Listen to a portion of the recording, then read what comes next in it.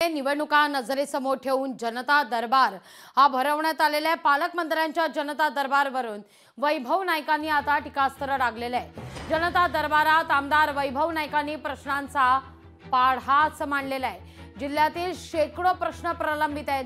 प्रश्न सोडवण्याकरता पालकमंत्री रवींद्र चव्हाण अपयशी ठरल्याचं नाईक म्हणतात।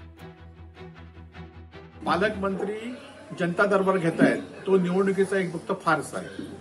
खरं तर पालकमंत्री गेले 2.5 वर्ष आहेत आणि या आधीच्या पालकमंत्री आणि 2.5 वर्ष असलेल्या पालकमंत्री रवींद्र चव्हाण यांनी जनतेच्या प्रश्नाकडे बघितलं नाही, म्हणून अनेक प्रश्न आज जिल्ह्यामध्ये निर्माण झालेले आहेत। खरं तर एक त्यांना मान्य होईल की ते कोकणचे नेते आता आहेत, जे कोकणचे भाग्यविधाते म्हणून स्वतःला नारायणांनी समजत होते ते आता भाग्यविधाते राहून रवींद्र चव्हाण भाग्यविधाते भाजपने तयार केले आहेत, ही एक गोष्ट सोडली।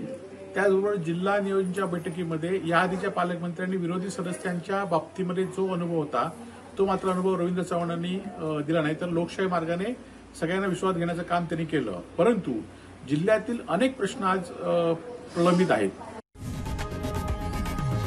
लोकशाही मराठी ऐका, पहा, जागरूक रहा।